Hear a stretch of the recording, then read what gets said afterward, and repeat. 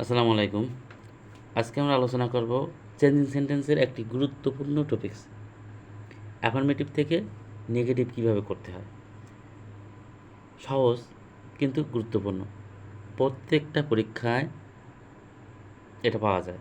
একটা নাম্বার সহজ, একটু চেষ্টা করলেই পারা যায়। আমরা সরাসরি আলোচনা যায়। 1 নম্বর রুল হচ্ছে অনলি বা অ্যালোন থাকলে কি হবে? 3 ধরনের পরিবর্তন আসবে। এক হচ্ছে নান বাট হবে ব্যক্তির ক্ষেত্রে, বস্তুর ক্ষেত্রে হবে নাথিং বাট, সংখ্যার ক্ষেত্রে হবে নট মোর দ্যান। সহজ 3টা শব্দ। অনলি বা অ্যালোন থাকলে ব্যক্তি, বস্তু এবং সংখ্যার ক্ষেত্রে 3 রকম শব্দ আসবে, nothing but, none but, nothing but, not more than. আচ্ছা, আমরা একটু উদাহরণের সাহায্যে বোঝাই। প্রথমত আমরা দেখি 1 নম্বরে অনলি আল্লাহ ইজ অলমাইটি। এখানে অনলি আছে, আল্লাহ আছে ব্যক্তিবাচক, সেক্ষেত্রে কী হয়েছে? ব্যক্তিবাচক হলে কী হয়? নান বাট হয়। শুধু অনলিটা ওটাই দিয়ে নান বাট দিলে আমার হচ্ছে কী হবে? নেগেটিভ হয়ে যাবে। আচ্ছা, পরের বাক্যে আসি। পরের বাক্যটা দেখো, I need only a pen. এখানে পেন একটা কি? বস্তুবাচক। এখানে কি? এটা বস্তুবাচক। তাহলে কী হবে? অনলির আগে আমরা অনলির আগে শিখেছি কি? বস্তু হলে অনলি থাকলে নাথিং বাট হবে। তাই অনলির জায়গায় কী হয়েছে? নাথিং বাট হয়েছে। আচ্ছা, সহজ কথা। তারপরে আমরা আসবো অনলির পরে যদি সংখ্যা থাকে 16, তা 16 একটা সংখ্যা। He is only 16 years old. এখানে অনলি পরে একটা সংখ্যা আছে। তা সংখ্যার ক্ষেত্রে আমরা কী জেনেছি? এখানে দেখেছি কী হবে? সংখ্যার ক্ষেত্রে আমরা জানিছি কি? সংখ্যার ক্ষেত্রে নট মোর দ্যান হবে। সংখ্যার ক্ষেত্রে অনলি থাকলে কী হবে? Not more than. তাহলে এই বাক্যটা কী হবে? এখানে হচ্ছে he is only 16 years old. এখানে অনলি আছে, তাহলে কী হবে? Not more than. আচ্ছা, তারপরে আমরা পরেরটা 2 নম্বর রুলে আলোচনা করি। মাস্ট থাকলে কী হবে? মাস্ট থাকলে সরাসরি ক্যান নট বাট হবে। কী হবে? মাস্টটা ওটাই দিয়ে আমরা কী করবো? নেগেটিভ করার সময় ক্যান নট বাট দেবো। এবার ক্যান নট বাট যদি না দিয়ে আমরা যদি ক্যান নট হেল্পও দিই, সেক্ষেত্রে হবে।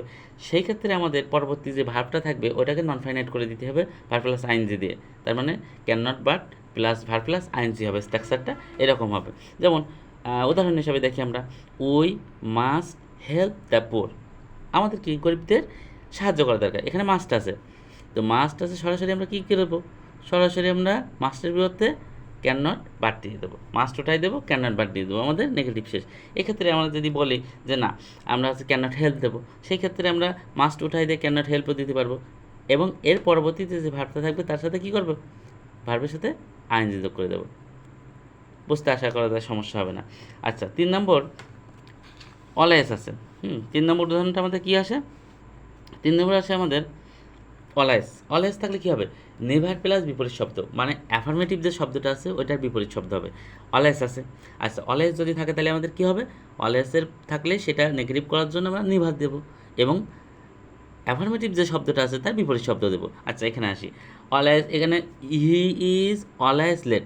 সে প্রতিদিনই লেট করে, তাই না? সে সর্বদাই লেট। অলওয়েজ উঠাই দিয়ে আমরা কী দেবো নেগেটিভ করার সময়? নেভার, কখনোই না। অলওয়েজ আছে, অলওয়েজ থাকলে কী হবে? নেভার দেবো। এবং লেটের বিপরীত শব্দ কি? পাঞ্চুয়াল। লেটের বিপরীত শব্দ পাঞ্চুয়াল। এখানে লেটের বিপরীত শব্দ পাঞ্চুয়াল দিছে। এবং অলওয়েজের বিপরীত কী করবো? অলওয়েজ থাকলে কী দেবো? নেভার দেবো। এবং পরবর্তী শব্দ যেটা আছে সেটার বিপরীত শব্দ দেবো। আমাদের হচ্ছে কী হয়ে যাবে? নেগেটিভ হয়ে যাবে। তাহলে অলওয়েজ থাকলে কী হয়? নেভার প্লাস বিপরীত শব্দ। আচ্ছা, তারপরে হচ্ছে 4 নম্বরে প্রশ্ন। 4 নম্বরে আমরা আসবো একটু। 4 নম্বরটা হচ্ছে এভরি। প্রত্যেকটা পরীক্ষায় দেখা যায় এই এভরি দিয়ে প্রায় দেখা যায় প্রত্যেকটা, সেটা চাকরি পরীক্ষা হোক বা সেটা 6 to 10 বা যে কোনো জায়গায় হোক, এভরি দিয়ে একটা প্রশ্ন আসে। আমরা একটু দেখি এভরি থাকলে কী হয়। এভরি থাকলে কী হবে? এভরি থাকলে there is no plus every এর পরের শব্দটি হবে এবং বাট হবে, তাই না? তাহলে এভরি থাকলে কী হবে? এভরি পরিবর্তে দেখা যাচ্ছে এভরি বডি আছে, তাই না? তাহলে এখানে কী হবে? There is no body but. এখানে এভরি থাকলে there is no, there is no এবং এভরি পরের যে শব্দটা হবে সেই শব্দটা এখানে হবে। তাহলে everybody respect him, there is no body but respect him. তাহলে এভরিবডি থাকলে কী হবে? এভরিবডি থাকলে there is nobody but. Everybody থাকলে কী হবে? আমরা যদি এইভাবে লিখি যে এভরিবডি থাকলে আমরা কী করবো? দেয়ার ইজ নোবডি হবে, নোবডি বাট, আর বাকি সব সাবজেক্টগুলো লিখে দেবো। তার মানে একটা জিনিস খেয়াল রাখতে যে এভরি পরে যে শব্দটা হবে, এই দেয়ার ইজ নোর পরে সেই শব্দটা হবে, তারপরে বাট লিখবো, আমাদের এটা হয়ে যাবে। আমরা এখন আলোচনা করব 5 নম্বর রুলটা। অ্যাফার্মেটিভ থেকে নেগেটিভ করার জন্য 5 নম্বর রুলটা হচ্ছে কি, boat dash and. Boat dash and মানে বোট ড্যাশ অ্যান্ড যদি অ্যাফার্মেটিভ থাকে, সেক্ষেত্রে বোথের জায়গায় আমরা নট অনলি দেবো এবং অ্যান্ডের জায়গায় বাট অলসো দেবো। জাস্ট এই শব্দ দুইটা পরিবর্তন করে এই শব্দের দুইটার জায়গায় কী করবো, বোটের জায়গায় নট অনলি, অ্যান্ডের জায়গায় বাট অলসো দেবো। সহজ কথা। তাহলে আছে Sifat likes both tea and coffee. Sifat আছে দুইটা জিনিসই পছন্দ করে, তাই না, একই সাথে। তাহলে এই বোধের জায়গায় কী দেবো, আমরা নট অনলি দেবো, আর এই অ্যানের জায়গায় বাট অলসো দেবো। সহজ কথা। আচ্ছা, তারপরে আমরা 6 নম্বরে আসি। 6 নম্বরটা একটু দেখি।